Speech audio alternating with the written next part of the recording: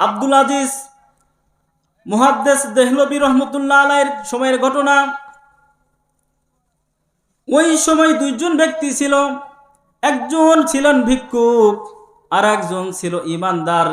ওই ভিক্ষুককে প্রতিদিনের জন্য টাকা দান করতেন, প্রতিদিনের জন্য টাকা দান করতেন, আর ভিক্ষুক তার বাড়ি থেকে এই হাদিয়াগুলো নিয়ে আসতেন। হঠাৎ করে ভিক্ষুক অসুস্থ হয়ে গেল। একদিন, 2 দিন, 3 দিন, 4 দিন, 5 দিন ধরে আর ভিক্ষা নিতে যায় না। ওই নেককার লোকটা চলে আসলো দেখার জন্য ব্যাপার কি। যে লোকটা প্রতিদিনের জন্য একবার হলেও আমার কাছে আসতো আর তার পাওনা আমি তাকে দিয়ে দিতাম, আজকে 5টা দিন হয়ে গেল এখনো কেন আসে না। তার জন্য কিছু হাদিয়া নিলেন। নেওয়ার পরে তিনি চিন্তা করলেন, যেই ভিক্ষুকটা আমার কাছে প্রতিদিনের জন্য আসতো নিশ্চয়ই তিনি আজকে অসুস্থ হয়ে গেছে, বিদায় 5 দিন আসতেছে না। এছাড়া তো এতদিন থাকার কথা না, দূরে কোথাও এতদিন থাকার কথা না। এইবার গিয়া সালাম দিতেছেন, আসসালামু আলাইকুম। ওগো ভিক্ষুক, বাড়িতে আসেননি? ভিক্ষুক ভিতর থেকে ডাক দিয়ে বলেন, হ্যাঁ আসি, আসেন, ভিতরে আসেন। এইবার যে ইমানদার প্রতিদিনের জন্য টাকা দান করে তাকে মাথায় হাত দিয়া বলতেছেন, আপনি কেমন আছেন, কয়দিন ধরে যান না, তার কারণটা কি? এই যে একজন মানুষ একজন অসুস্থ ব্যক্তিকে দেখতে গেল, এই অসুস্থ মানুষকে দেখতে যাওয়া একটা ইবাদত। কি বলেন? ইবাদত। কোনো মানুষ যদি কোনো মানুষকে দেখতে যায় অসুস্থ অবস্থায়, 70,000 ফেরেশতা তার মাগফিরাতের দোয়া করতে থাকে। সুবহানাল্লাহ। এইবার ভিক্ষুকে বলতেছেন, তোমার কারণটা কি, তুমি যাও নাই কেন? ভিক্ষুক ডেকে ডেকে বলতেছেন, আজকে কয়েকদিন ধরে আমি অসুস্থ, আমি শোয়া থেকে উঠতে পারতেছি না, বিদায় যাইতে পারি নাই। ভিক্ষুক তার হাত ধরে বলতেছেন, ভাই আজকে 5 দিন ধরে এখানে শুয়ে আছি, আমার খবর নেওয়ার মতো কেউ নাই। দুনিয়াতে আমার বাবা নাই, আমার মা নাই, আমার ভাই নাই, বোন নাই, কেউ নাই। একমাত্র আপনি আজকে আসছেন আমার খবর নেওয়ার জন্য। তো আপনি আজকের জন্য আপনি আমার সবচাইতে বড় আপন, আপনার চাইতে আপন আর কেউ হইতে পারে না। তবে ভাই, আমি তোমার হাতে ধরে বলতেছি, আমি যদি মারা যাই তো আপন হিসাবে আপনি আমার গোসল দিবেন, আমার জানাজা পড়াইবেন, আমাকে কবরে রাখবেন। এই ওয়াদাটুকু আপনার থেকে আমি নিতে চাই, আপনি রাজি আছেন কিনা বলেন।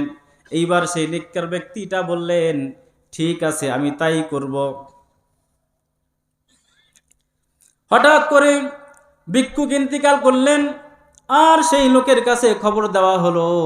সেই লোকটা আসলেন, নিজের হাতে গোসল করাইয়া দিলেন, জানাজা পড়াইলেন। এইবার সেই মানুষটিকে যখন কবরে নামাইবেন, কবরে নামাইলেন। কবরে নামানোর পরে ওই লোকটা সরকারি চাকরিজীবী ছিলেন। কিছু কাগজপত্র ওই ভিক্ষুকের কবরে পড়ে যায়, জরুরি কাগজ। জরুরি কাগজ পড়ার পরে ওই ভিক্ষুককে দাফন করে যখন চলে আসছেন, আসার পরে সেই ব্যক্তি দেখতেছেন তার পকেটের মধ্যে সেই কাগজগুলো নাই। তিনি খোঁজাখুঁজি করলেন, কোথাও পাইলেন না। এইবার চিন্তা করলেন, হয়তোবা আমি তাকে কবরে দাফন করানোর সময় পকেটে ছিল, সেখানে পড়ে গিয়েছে। ওলামায়ে কিরামের কাছে গেলেন যে কবরটা কি খনন করা যাবে নাকি? আমার মনে হয় যে কবরের মধ্যে আমার সেই জরুরি কাগজপত্র আছে। ওলামায়ে কিরামকে সাথে নিলেন। নেওয়ার পরে সামান্য তুমি একটু কবর সাইড করলেন, মাটি সাইড করার পরে দেখতেছেন যে একটা কাগজ সেখানে পড়ে আছে, সেই কাগজটা উঠে নিলেন। উঠে নেওয়ার সময় যে কবরে বাঁশ দেওয়া হয়, এই বাঁশের একটু সাইড হাতের সঙ্গে লেগে যায় আর কেটে যায়। কাটার পরে সেই যন্ত্রণার সহ্য করতে পারতেছিলেন না। 1 মাস চলে যায়, 2 মাস চলে যায়, 3 মাস চলে যায়, এই ঘাড় ভালো হয় না, ভালো হয় না, আর এটা সহ্য করতেও পারতেছিলেন না। এইবার একজন বললেন, এই জামানার সবচাইতে বড় আলেম, সবচাইতে বড় মুহাদ্দিস, সবচাইতে বড় ওলি আজিজের কাছে চলে যাও। এইবার তিনি হাত নিয়ে চলে গেলেন। যাওয়ার পরে এইবার বলতেছেন, ওগো আল্লাহর ওলি, আমি একজন ভিক্ষুককে কবরে নামাইছিলাম।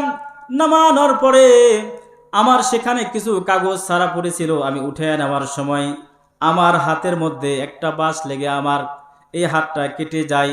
কিন্তু আজ পর্যন্ত এই হাতের ব্যথা আমি সহ্য করতে পারতেছি না, জ্বলনি সহ্য করতে পারতেছি না। অনেক ওষুধ খেয়েছি, অনেক ডাক্তার দেখাইছি, কবিরাজ দেখাইছি, তারপরও ভালো হয় না। এইবার আব্দুল আজিজ দেহলভির কাছে গিয়া সেই নালিশগুলো করতেছেন। এইবার আব্দুল আজিজ দেহলভি, মুহাদ্দিস আব্দুল আজিজ দেহলভি বলতেছেন, এটা এমন কাটা যে দুনিয়াতে থাকা অবস্থায় এটা আর কখনো ভালো হবে না, কারণ জাহান্নামের সেই আযাবের সামান্যতম অংশ তোমার হাতে লেগে গিয়েছে। নাউজুবিল্লাহ। এটা শোনার পরে ওই লোকটা আল্লাহ তাআলার দরবারে দুই হাত উঠে দিয়া এইবার কান্না শুরু করে দিয়েছেন, আল্লাহ তাআলা, আর জিন্দগিতে গুনাহ করুম না, আর জিন্দগিতে কোনো গুনাহ করব না। সামান্যতম জাহান্নামের আযাবের ছোঁয়া যদি হাতে লাগার পরে এতটা কষ্ট হয়, আর যারা নাকি জাহান্নামের আগুনে জ্বলবে তাদের কি অবস্থা হবে। এই বইলা বইলা যখন চোখের পানিগুলো ছেড়ে দিচ্ছিল, হঠাৎ করে এই আজিজ, এই আলেম, সবচাইতে বড় ওয়ালি, তার এই চোখের পানি নিয়া তার এই ক্ষতস্থানে যখন লাগিয়া দিলেন, পানি পোষাইতে দেরি, সঙ্গে সঙ্গে জ্বলন বন্ধ হইতে দেরি হইল না। সুবহানাল্লাহ। এইবার এই আলেম ছাত্রদেরকে ডাক দিয়ে বলতেছেন, ছাত্ররা, তোমরা মনে কইরো না এটা আমার কেরামতি।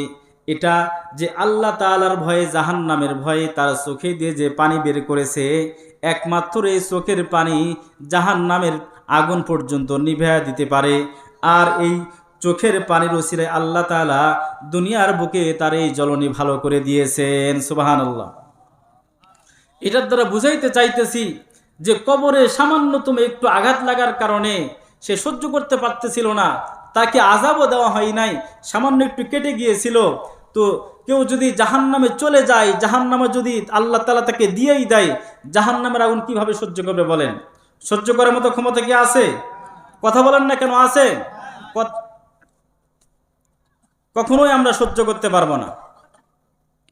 ঠিক আল্লাহ পাক রব্বুল আলামিন জান্নাতি এবং জাহান্নামীদেরকে যখন জাহান্নামে দিবে, জান্নাতীদেরকে যখন আল্লাহ পাক রব্বুল আলামিন জান্নাতে দিবেন, জান্নাতে দেওয়ার পরে আল্লাহ তাআলা তাদের মাঝে একটা টকশোর ব্যবস্থা করাইবেন। টকশো, তাদের একটা আলাপ আলোচনার একটা ব্যবস্থা করাইয়া দিবেন।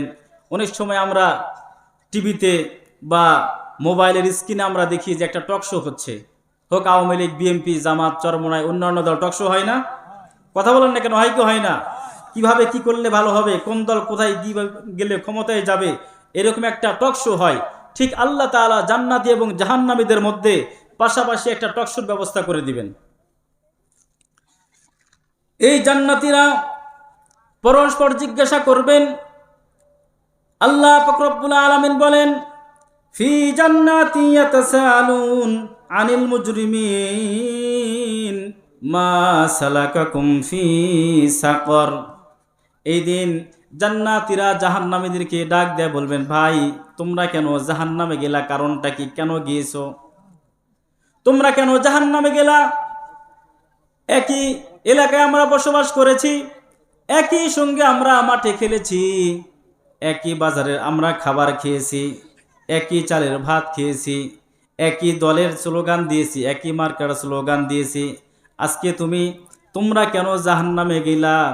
আর আমাকে আল্লাহ তাআলা কেন জানি জান্নাত দিয়ে দিল? তুমি কি করো নাই, আমি কি করেছি? বলো বলো বলো, আল্লাহ তাআলা তোমাদেরকে কেন জাহান্নামে দিল? এইবার সেই দিন জাহান্নামীরা ডেকে ডেকে বলবেন, বান্দা তোমরা দুনিয়াতে 4টি কাজ করতা, কিন্তু আমরা করতাম না। কয়টি কাজ? আওয়াজ দিয়ে বলেন, কয়টি কাজ? 4টি কাজ। জাহান্নামীরা বলবেন, আমরা দুনিয়াতে 4টি কাজ করি নাই, যে 4টি কাজ তোমরা দুনিয়ার বুকে করে গেছো। সেই দিন জাহান্নামীরা ডেকে ডেকে বলবেন, 1 নাম্বার কাজ কি জানো নি? কোন কাজ করি নাই?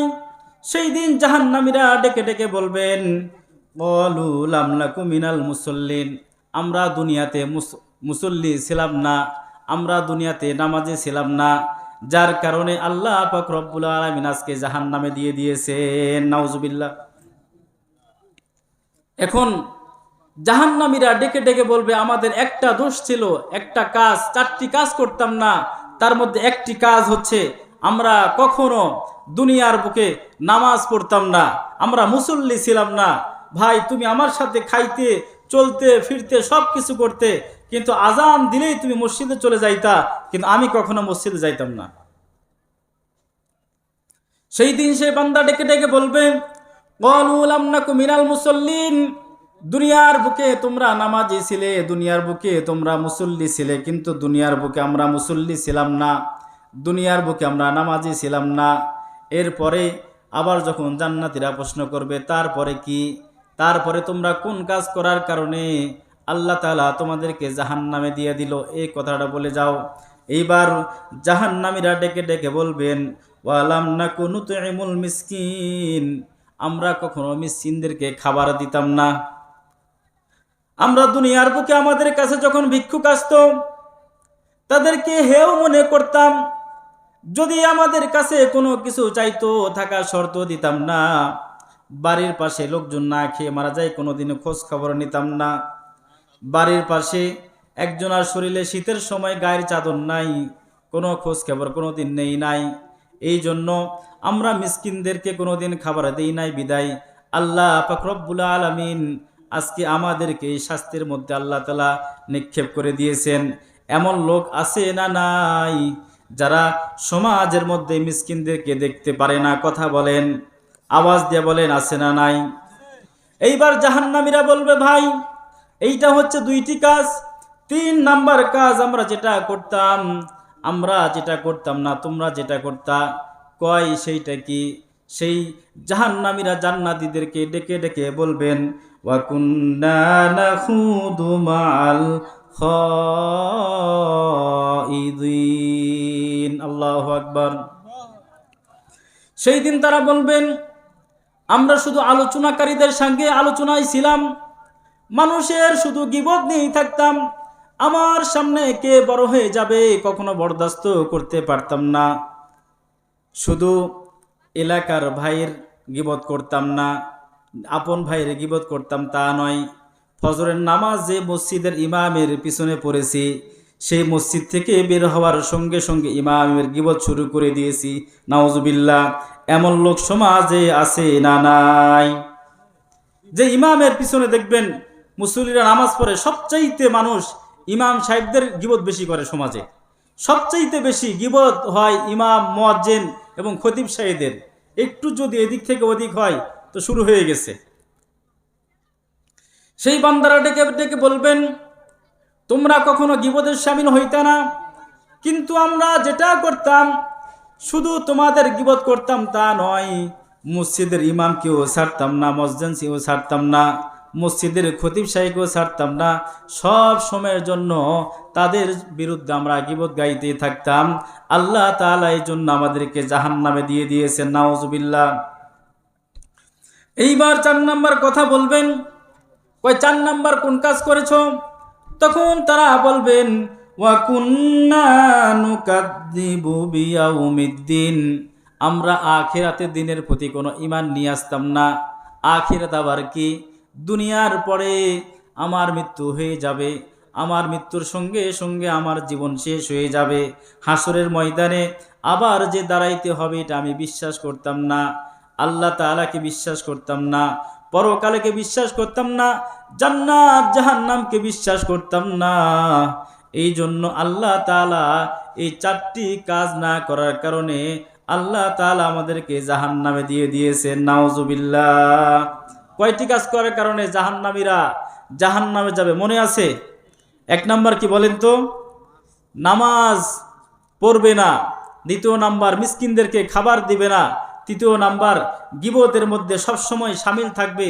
আর 4 নাম্বার আখিরাতের দিনের প্রতি তারা বিশ্বাস নিয়ে আসবে না, এই জন্য তারা জাহান্নামে চলে যাবে। আর যখন তারা জাহান্নামে যাবে, জাহান্নামে যাওয়ার পরে দুনিয়াতে যদি মানুষ আল্লাহ তাআলাকে একবার আল্লাহ বলে ডাক দেয়, আল্লাহ তাআলা সঙ্গে সঙ্গে তারা ডাকের সাড়া দিয়ে দেয়। আল্লাহ রাসূল বলেন, ক্বালাল্লাহু তাআলা উদউনি আস্তাজিব লাকুম। আল্লাহ তাআলা বলতেছেন হাদিসে কুদসির মধ্যে, বান্দা তোমরা যতবার আমাকে ডাকবা আমি সঙ্গে সঙ্গে তোমাদের ডাকের সাড়া দিয়ে দিব। সুবহানাল্লাহ। দুনিয়ার বুকে যতবার আল্লাহ তাআলাকে ডাকা হয় ততবারই আল্লাহ তাআলা সেই বান্দার ডাকে সাড়া দেয়। শুধু ডাকলেই যে সাড়া দেয় তা নয়, আল্লাহ তাআলা কাফেরদেরকে যেমন খাওয়ায় আমাদেরকে তো খাওয়াইতেছে। ইমানদারকে যেই পানি দেয় কাফেরদেরকেও সেই পানি পান করায়। ইমানদারদেরকে আল্লাহ তাআলা যে অক্সিজেন দান করেছেন, বেঈমানদেরকেও সে অক্সিজেন দান করেছেন।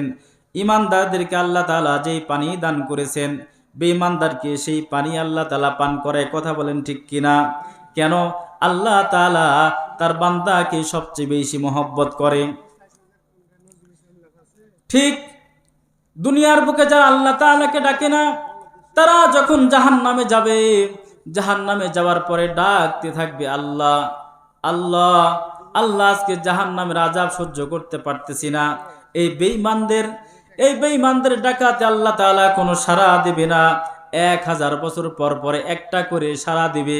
তারপরেও এমন ভাবে আল্লাহ তাআলা তাদের ডাকে সাড়া দিবে, ভালো কোনো আচরণ করবে না। বলবে কি হয়েছে বল। 1000 বছর পরে সেই বান্দারা বলবে আল্লাহ ক্ষুধা লাগছে, একটু খাবার দাও। আবার যখন 1000 বছর চলে যাবে, আল্লাহ তাআলা তাদেরকে একটা ফল দিবে, যাও। ফেরেশতাদেরকে বলবেন এই ফলটা তাদের কাছে দিয়ে আসো। এই ফল খাবে, খাওয়ার পরে এই জাক্কুম ফলটা খাওয়ার সঙ্গে সঙ্গে এই গলার মাঝখানে আসবে, আসার পরে চারিদিকে কাটা বের হয়ে যাবে, আর এই ফলের বিষের যন্ত্রণায় ছটপট করতে থাকবে। এইবার আল্লাহ তাআলাকে ডাকে বলবে আল্লাহ তোমার কাছে চাইলাম খাবার, তুমি এটা কি দিলা? এই খাবার খাওয়ার চাইতে না খাওয়াই তো ভালো ছিল। এটা কি খাবার দিলা যেইটা গলার মাঝখানে উপর দিকেও যায় না, নিচের দিকেও যায় না? এইবার এটাকে নিচে নেওয়ার জন্য আমাকে 1 গ্লাস পানি দাও। আবার 1000 বছর কান্নার পরে আল্লাহ তাআলা জাহান্নামের ফেরেশতাদেরকে বলবেন যাও যাও যাও, এর জন্য জাহান্নামের নিচতলা থেকে এই বান্দাদের আগুনে পুড়ে পুড়ে যে রক্তপুঞ্জগুলো জমা হয়েছে, সেখান থেকে 1 গ্লাস গরম উত্তপ্ত পানি নিয়ে যে তাদের হাতে দিয়ে দাও। এই পানিটা পাওয়ার সঙ্গে সঙ্গে এটা গরম না ঠান্ডা, মিষ্টি না তিতা, এটা দেখার সময় নাই, সঙ্গে সঙ্গে মুখে দিয়ে খেয়ে ফেলবে। মুখে দিয়ে খাওয়ার সঙ্গে সঙ্গে এই ফল তো নিচে যাবেই না, বরঞ্চ তাদের এই নারী ভুঁড়ি সহকারে পায়খানার রাস্তা দিয়ে বের হতে থাকবে। নাউজুবিল্লাহ। এই জন্য আমরা জাহান্নামে যেতে রাজি নই। আমাদের বাবার বাড়ি ছিল জান্নাতে, আমরা জান্নাত থেকে দুনিয়াতে আসছি, আবার যাব কোথায় বলেন? জান্নাতে। আর এই জান্নাতে যাওয়ার জন্য আমাদের কয়েকটি কাজ করতে হবে। বলেন এই জান্নাতে যাওয়ার জন্য যে কাজগুলো আমাদের ভিতরে আনা দরকার আমরা করতে পারবো তো ইনশাআল্লাহ? আল্লাহ তাআলা বলতেছেন 5 গুণওয়ালা মুমিন যারা হতে পারবে, আমি আল্লাহ পাক রব্বুল আলামিন তাদেরকে জান্নাত দান করব। কয় গুণ বলেন? 5 গুণওয়ালা মুমিন যারা হতে পারবে আল্লাহ তাআলা তাদেরকে জান্নাত দান করবেন। 1 নাম্বার গুণের কথা আল্লাহ তাআলা বলেন ইন্নামাল মুমিনুনা আল্লাযীনা ইযা যুকিরাল্লাহ। 1 নাম্বার গুণ হচ্ছে আল্লাহ তাআলার ভয় যাদের অন্তরে থাকবে। 1 নাম্বার গুণের কথা আল্লাহ তাআলা বলেন আমি আল্লাহ তাআলার নাম যাদের সামনে নেওয়া হবে, এই মুমিন হবে তারাই। আমি আল্লাহ তাআলার নাম নেওয়ার সঙ্গে সঙ্গে তাদের হৃদয় কাঁপতে থাকবে, অন্তর কাঁপতে থাকবে। আল্লাহ তাআলার